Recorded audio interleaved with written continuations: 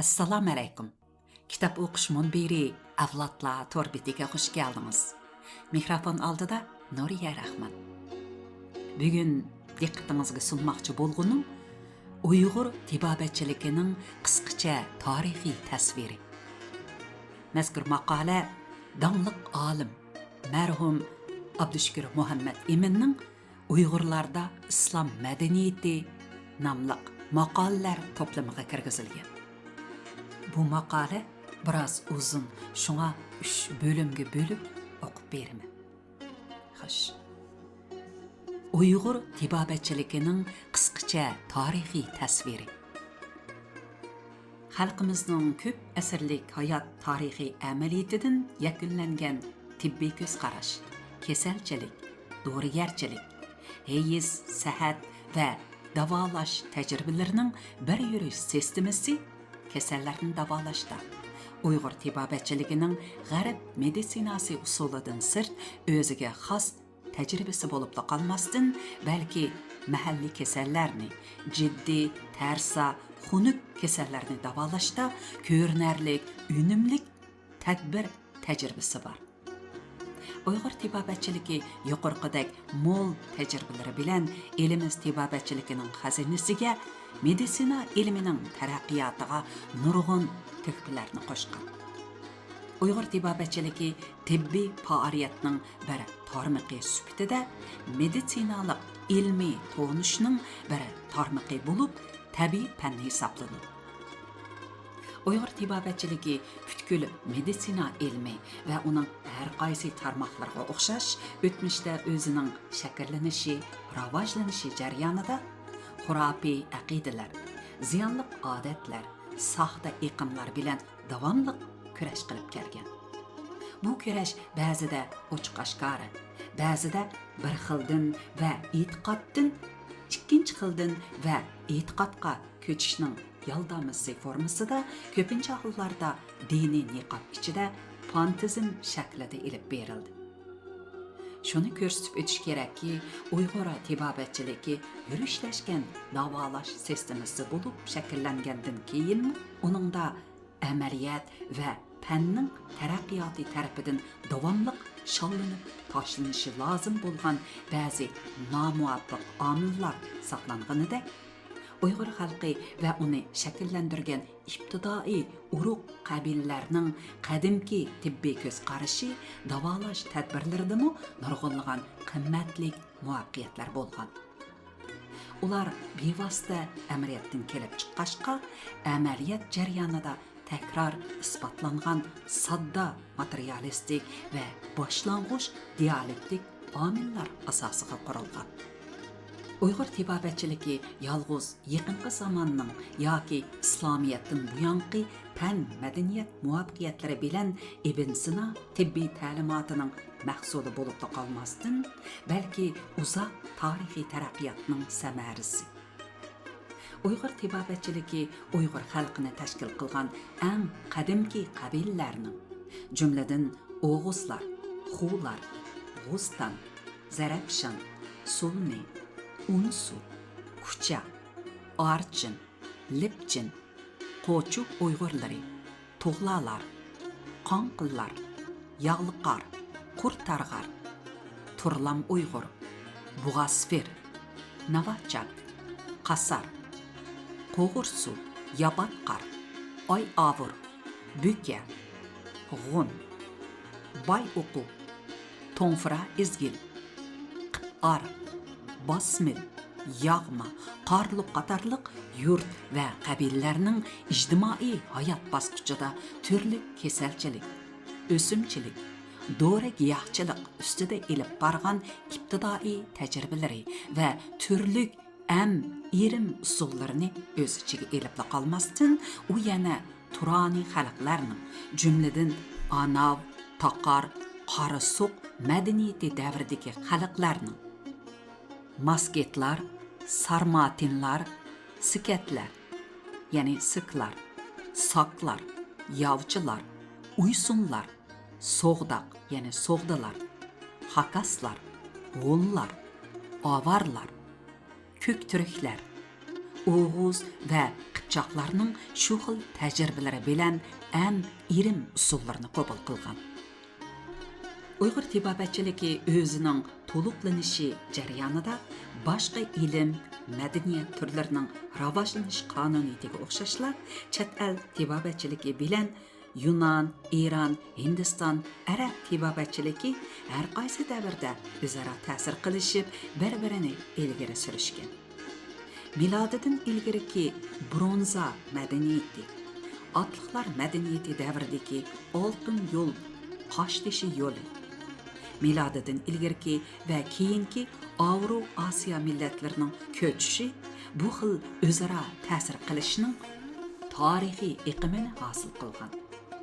Jungo bilan G'arbning qadimki va o'rta asrki iqtisodiy, madaniy munosabatlari tarixida O'rta Osiyo muhim o'tgan sifatida shu xil ta'sirning asosli muhiti bo'lib kelgan. Nemis filosofi Hegel o'zining Tarix falsafasi nomli kitobida Bellur taxtazmalari oldingi Osiyo rayonlarini bakteriya, so'g'di, sir daryo vodilari bilan Jungo egizligini kesib turadi. Bu egizlik Qashqargacha so'zilgan deb yozsa, tarixchi A. Ospov o'zining 10-asrgacha Hindiston tarixi degan kitobida qadimki Panjobdan Shinjongacha bo'lgan yo'llarni Kipar yo'li, Qo'lan yo'li, Tar yo'l, Bo'lan yo'llarining ismini tilga olgan. Bu yo'llar yolg'iz Qoshtishi va Yipak yo'li bo'lib qolmasdan yana Kipar, Dori darmon yo'llari bo'lgan edi. Uyg'ur tibobatchiligi o'z taraqqiyoti jarayonida boshqa milliy tibobatchilik yoki chet el tibobatchiligi bilan o'zaro ta'sir qilishgan bo'lsa-mu, biroq uning o'z oldiga tibbiy ko'z qarash sistemasi, kasallarning sabab xarakteri to'g'risidagi ta'limoti, dorigarchilik va shifochilik usuli bor. Bular Uyg'ur tibobatchiligining xos gavdasini tashkil qiladi.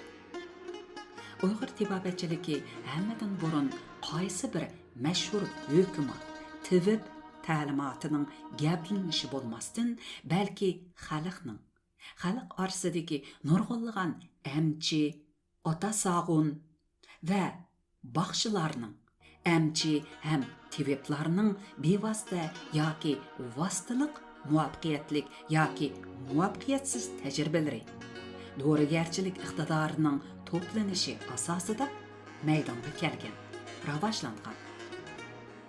Mashhur hukumat va tibiblar shu jarayonda o'z tuhfalarini qo'shgan. Uyg'ur tibobatchiligi odam badini va barliq jonliq hayotni jonsiz tabiatning bir qismi sifatida tushunadi. U hayotlikni uning tashqi muhit sharoiti bilan bir butun qilib tushundiradi. Uyg'ur tibobatchiligi eng qadimki sharq materialistik ta'limotlarining sodda, biroq haqiqiy ko'z qarashlari bilan bir sapda turib, keng tabiatning boshqacha qilib aytganda olamning asosini suv, arabcha ob, olav, ya'ni o't, arabcha otash, qoliq, ya'ni havo, arabcha bat, tuproq, arabcha haq dan iborat to'rt tarafning ziddiyati va murakkabligidan tashkil topgan deb qaraydi. Inson hayoti tabiatning shu to'rt tarafining murakkabligidan tarkib tepish bilan birga, yana uning bevosita ta'sir bilan bo'ladi. To'rt taraf to'g'risidagi qadimki materialistik tabiat ko'z qarashi asosida Uyg'ur tibobatchiligining to'rt xil ta'limot maydonga kelgan. Bu ta'limot 3 qat mazmunga ega bo'lib, uning birinchisi inson hayotining asosiy va uning sirtqi tabiiy sharoitini tashkil qilgan to'rt tarafning to'rt xil o'xshamagan xususiyatga ega bo'lishidir. Ular havoning ho'l issiqligi, o'tning quruq issiqligi, suvning ho'l sovuqligi, tuproqning quruq sovuqligidan iborat. Uning ikkinchisi to'rt xil mijoz xususiyatga ega bo'lgan to'rt tarafning inson badaniga ta'sir qilishdan hosil bo'lgan to'rt xil xilit bo'lib, ular qon, ya'ni xun, o't, ya'ni sapra, balg'am, savda qatorliq bir-biriga o'xshamagan to'rt xil suyuqlikdan iborat. Xilitlar inson badanidagi uzluksiz modda almashish orqali sarf qilinib, yengilinib va davr qilib, inson hayotining sog'lomlik shartlarini tayyorlaydi. Xilitlarning harakatchan tangpungligining buzilishi kasalchilikning muhim ishki kasallikning tub sababini paydo qiladi. Kasalni aniqlashda xilitlar tangpungligining buzilish ahvolini aniqlashga, kasalni davolashda xilitlar tangpunligini asliga keltirish uchun ta'sir ko'rsatishga to'g'ri keladi.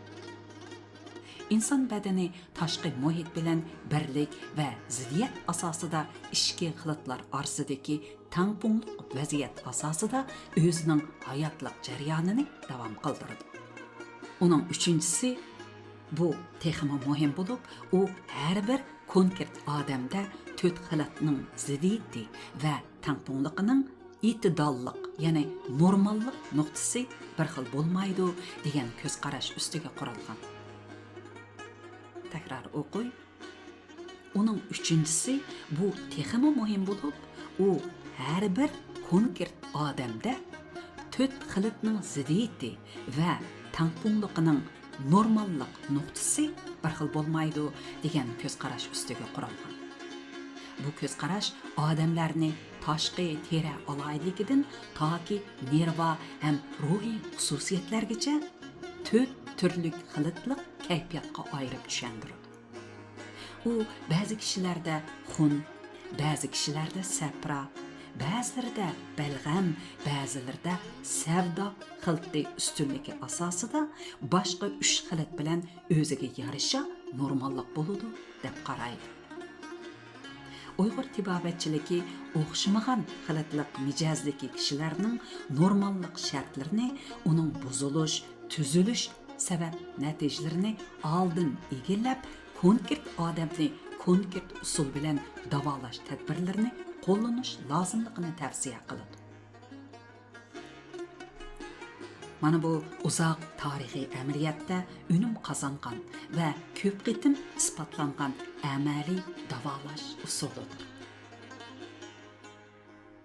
Uyg'ur tibobatchiligi odam organizmidagi modda almish jarayonida yolg'iz xilitlar kasalchiligi, ya'ni suyuqlik patologiyasi nazariyasini ustun o'ringa qo'yish bilan cheklanmaydi.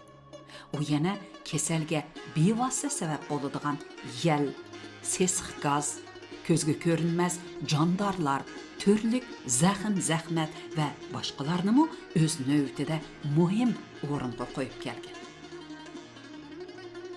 Uyg'ur tibobatchiligida shifogarlik yolg'iz nuqul dori orqali davolash bilan cheklanmaydi.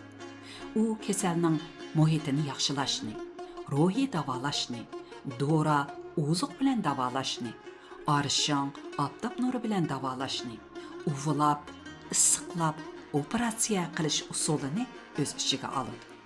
U har qachon muhitni va butun organizmning jismoniy quvvatini yaxshilashni dori bilan davolashning oldingi sharti deb hisoblaydi. Uyg'ur tibobatchiligi atrofimizdagi tabiat dunyosida kasallikning sabablari qandoq mavjud bo'lib turgan bo'lsa, uningga ta'sir qiladigan unumli shifo manbalarimi xuddi shundoq mavjud bo'lib turadi deb to'naydi. Turli dorilarni, ularning issiqlik, sovuqlik, quruqlik, ho'llik xususiyatlariga va ularning asosli ta'siri kuchiga qarab turli kasal sabablari, mijoz buzilishlariga qarama-qarshi vosita sifatida qo'llanadi. Uyg'ur tibobatchiligi har qaysi tarixiy davrlardagi o'xshamagan ijtimoiy sharoitda xalqning sog'liqni saqlash, kasallikning oldini olish, kasalni davolash sohasidagi bir yurish tibbiy bilimlar sistemasi sifatida uzoq tarixni besib o'tdi. Ishlab chiqarish kuchlarining rivojlanish ahvoli, fan madaniyatdagi muhim ixtiro, kashfiyotlar, Uyg'ur tibobatchiligiga hal qilg'ush ta'sir ko'rsatib qolmasdan qadimki va o'rta asrlardagi diniy falsafalik dunyo qarashlarining ta'sirimi xeyli zo'r bo'ldi. Shundoq bo'lsa-mu, Uyg'ur tibobatchiligi ilmi tabiiy tonishning aman bir tarmoqi bo'lib, ishlab chiqarish kuchlari hisoblangan odamning salomatlik shartlarini tadqiq qiladigan meditsina ilmining bir tarkibiy qismi. Kurash ichida soxtalik, yomonlik, xunuklik ustidan g'alaba qiladigan yaxshilik, chinlik, go'zallikdan iborat butkul insoniyat, madaniyat samarasining bir tarmoqidan iborat. Ivan Pavlov insoniyat paydo bo'lgandila meditsinalik faoliyat boshlangan. Meditsina tarixini insoniyatning yozma xotiralarini yozishga boshlagan vaqtidan hisoblash xato tanishdir deb to'g'ri aytgan edi. Mahmud Qashqari buningdan 1000 yil ilgari yozgan Divan Lug'at Turk asrida o'zidan necha asr ilgariki xalq qo'shoqlarining ko'plagan namunalarini ko'rsatib o'tgan edi. Ularning biri mundaq: Erdi uza erenler erden beg billik tağ, ejdi akuş akutlar, könglim bolar anar sağ. Bu tötlik, ötken qadimki zamanlarda bilim teğaga çıqqan faziletli kişiler bolgan edi. Ularni eslash köngilge saqlıq, aramlıq beg'ishlaydi degan ma'nini bildirib turibdi. Bu tibobatchilikning yiroq o'tmishiga-mu taalluq albatta. Eng qadimki tibbiy faoliyat boshlang'ich e'tiqod bilan billa buningdan 40-50 ming yillar ilgariki eng ko'na tosh qurol davrida paydo bo'lgan. Qo'rqinchli, biroq o'z hayoti bilan bog'lanishlik bo'lgan narsaga cho'qinish boshlang'ich e'tiqodning asosi edi. Dastlabida tibbiy qo'g'dinish va davo izlash faoliyati, bo'libmi ovchilik, urug' qabila urushlarida hamma kishining faoliyati bo'lgan bo'lishi ehtimol. Biz buni Kerchi yenidagi Qul'ab qal'asi qabrgohligidan tepilgan, idishqa sizilgan skiflar hayoti aks etadigan suratdan ko'ra olamiz. Idishqa sunuq tengavatgan, tish tortivatgan kishilar suratlari sızılgan. Bundaq suratli qizilmalar O'rta Osiyo rayonlaridan tepildi. Shundaqdimi eng dastlab cho'p giyohlarni to'nib bilganlar otliq jamoasidagi erim faoliyati bilan to'laroq shug'ullanganlar, yanala ayollar bo'lgan. Qirqiz dastonidagi Gulayim Gomerining Il-Ada dastonidagi Akamada va behushlik do'risini ishlatishni Yunonlik Ilnaga o'rgatgan Misrlik Polida Mina ayol edi.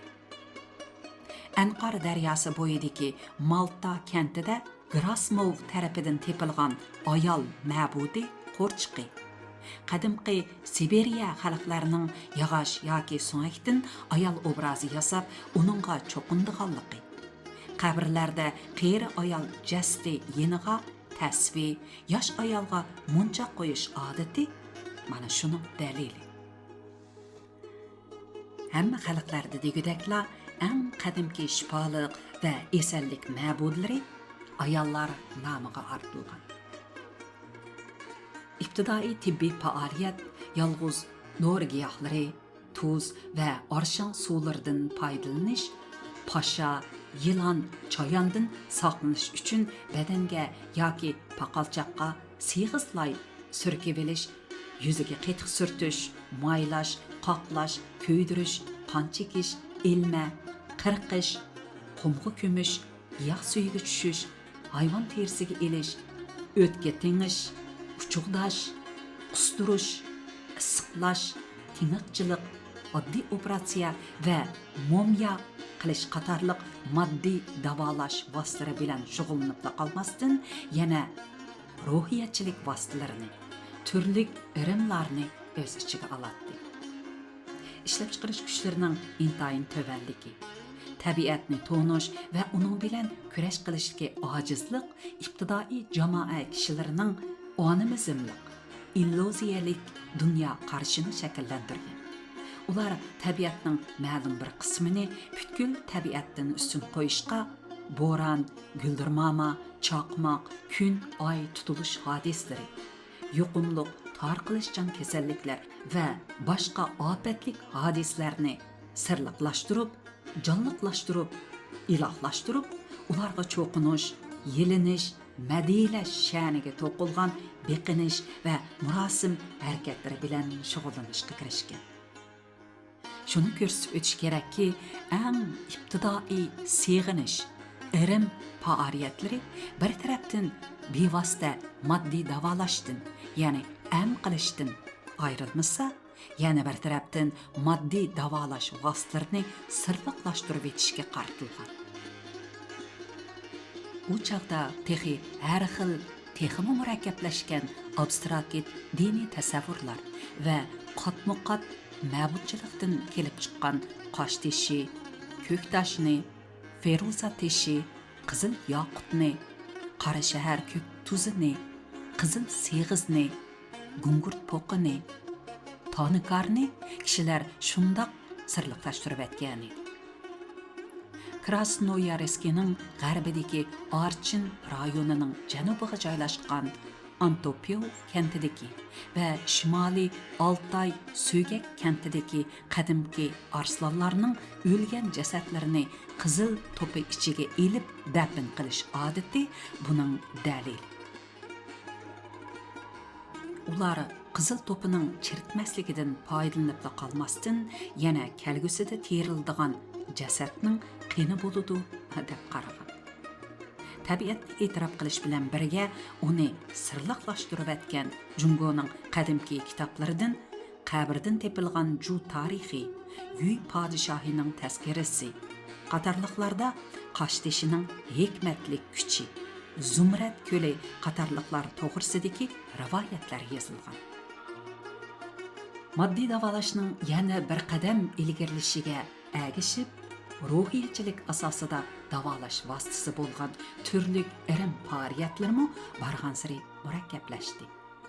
Milodidan ilgariki 2000-yillarda ko'p qism arslanlarning O'rta Sibiriya va O'rta Osiyodan Shimoliy Hindiston va Sharqiy Eronga ko'chishni Dadahi, Sikiz qatorliq Sarmatin, Masagitlar hayotini ifodalaydigan Avesta, Rigaveda kitoblarida giyoh, darmak davolaridan tashqari qurbonlik qilish, nazr chiroq o'tkazish, pal silish, qasida o'qish, band qilish, tumar putish, isriq silish, homilik ma'budasiga sig'inish, pira o'ynash, yudash, o'lgan kishining ismini uning ruhi o'z avlodida qayta tug'iladi deb takrorlab tug'ilgan farzandga qo'yish, seg'izxonning sayrishiga, mushukning yuz yuvishiga, tushga ta'bir berish qatorliqlar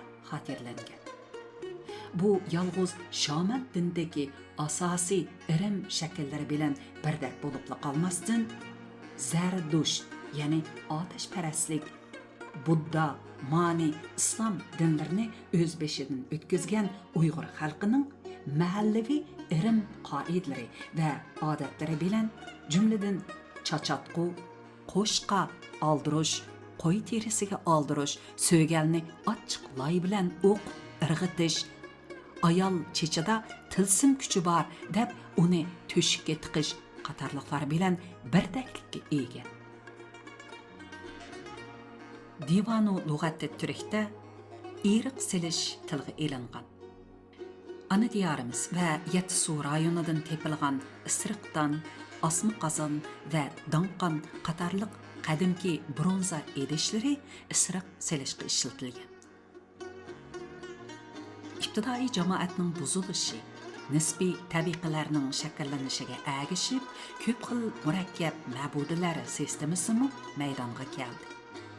Bosh tangri, homiy tangrilar, tangri muakkalari, pinhon ko'rinmas avliyolar, ezgu va qabohat develari qatorliq ilohiy darajalar paydo bo'ldi.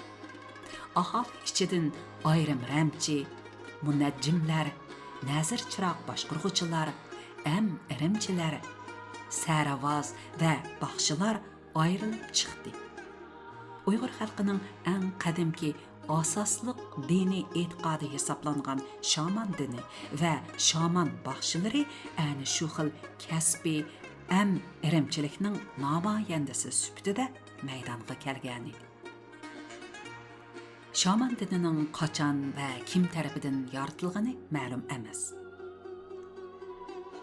Shaman dini haqidagi bu bo'limni biroz qisqartib o'qiy.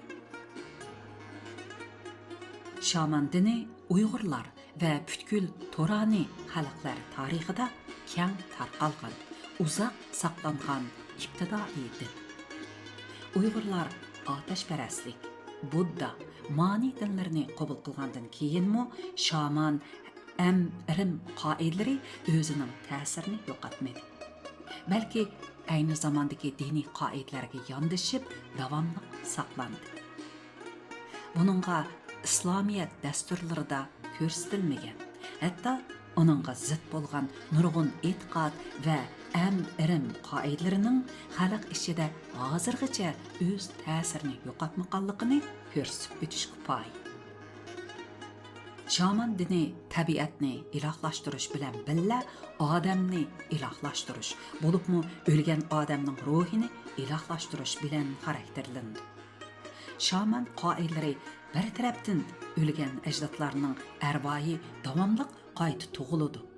Ularning arvohini avar, ya'ni makonsiz qilib xorlamaslik uchun o'z avlodlarga ularning ismini qo'yib, ularning arvohini chillash lozim deb qarasa, yana bir tarafdan olam son sanoqsiz odam va hayvon arvohlari bilan to'lgan.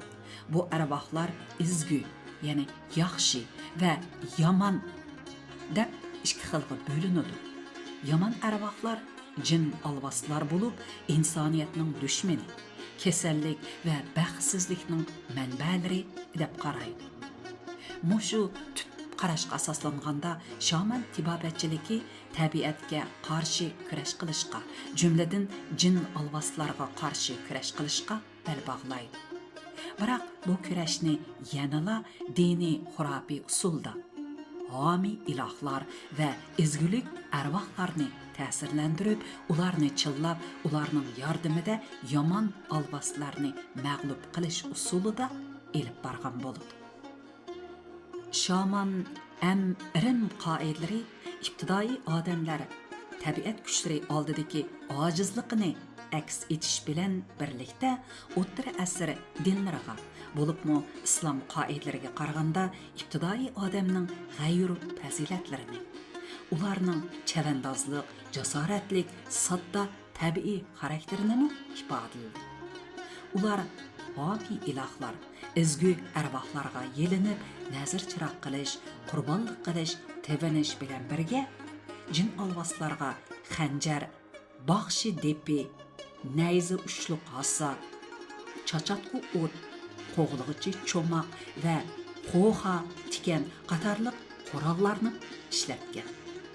Ularga madhiya yoki seg'inish dordlari emas, balki kuda, ya'ni eski och arvoh, rasvo, sharmanda, chiq, o't qo'yiman, cho'llarga ket qatorliq tillash, po'poza qilish afzonlarini o'qigan.